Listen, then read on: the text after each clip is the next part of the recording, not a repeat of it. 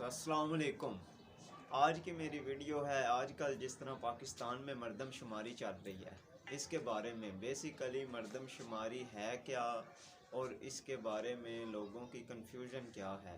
लोगों को ज़्यादातर मरदम शुमारी के बारे में बिल्कुल भी नहीं पता कि ये मरदम शुमारी किस लिए गवर्नमेंट करवाती है। इसी तरह इस्लामी तारीख़ में और इंसान की जो ज़िंदगी में पहली मरदम शुमारी की शुरुआत हुई वो हज़रत उमर फ़ारूक रज़ी अल्लाह ताला अन्हा ने की थी।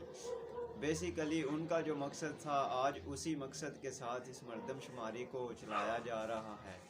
वो मकसद ये था कि पता चले कि किस इलाके में कितने लोग हैं और उनको कितना उनका हक़ देना चाहिए। पाकिस्तान का इस वक्त अवाम के लिहाज से पंजाब जो है वो सबसे बड़ा सूबा है और उसके बाद जो है वो अवाम के लिहाज से सूबा सिंध आता है। इसको आप बगौर जायज़ा लें तो इसमें पाकिस्तान के हर इलाके से लोग जाते हैं अपने रिज़्क़ की खातिर उसको कमाने के लिए, और इसी तरह पंजाब में भी बहुत ज़्यादा अवाम है। ठीक है, उसके बाद रकबे के लिहाज से सूबा बलूचिस्तान जो है वो सबसे बड़ा सूबा है और उसके बाद KPK आ जाता है। पाकिस्तान के अंदर इससे पिछली जो मरदमशुमारी की गई थी उसमें कराची की आवाम ने बहुत शोर गुल किया पाकिस्तान हुकूमत के ख़िलाफ़। उस शोर का, उस एहतजाज का मकसद ये था कि उन लोगों को उनके मुताबिक उनका हिस्सा नहीं दिया गया था, जबकि आप लोगों को भी शायद इतना मरदमशुमारी का ना पता हो जिस हिसाब से मरदमशुमारी चल रही है कि इसका बेसिकली मकसद होता क्या है। ठीक है, आज मेरा यही बताने का मकसद है कि मरदमशुमारी होती क्यों है और इसके पीछे जो होते हैं मसाइल वो क्यों आते हैं, या इसके पैसे का क्या पाकिस्तान में हिसाब लगाया जाता है। मिसाल के तौर पर आपके घर में 3 अफराद हैं और कमाने वाला एक है। ठीक है, तो वो कमाता है उन 3 अफराद के हिसाब से और वो कमा के लेके आता है कि उसको पता चल जाता है कि मेरे पास अभी 10,000 रुपया है और मैं इसके साथ 3 लोगों का जो है वो निज़ाम चला सकता हूँ, हमारा 1 साल गुजर सकता है।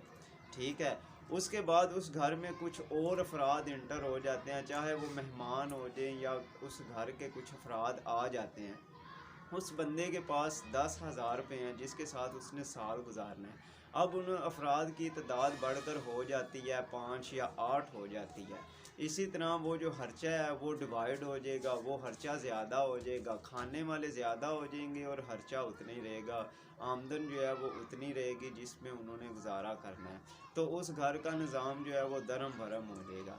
इसी तरह पाकिस्तान के जो सूबे हैं उनको जो खर्चा दिया जाता है, उनको जो पैसा दिया जाता है वो इसी हिसाब से दिया जाता है। तो इस हिसाब से कराची वाले क्यों शोर डालते हैं, वो इसलिए डालते हैं कि उनका कहना है कि हमारा जो इलाका है हमारे सूबे के अंदर पंजाब, KPK, बलूचिस्तान, पेशावर या इस तरह के जो भी इलाके हैं उनमें आके लोग जो हैं वहाँ से आकर कराची में कारोबार करते हैं, जिस वजह से वो हमारे ऊपर जो है वो बोझ बढ़ जाता है और हमारी जो आमदन है उसका जो है ना वो ज़्यादा सरफ होता है और आमदन कम हो जाती है।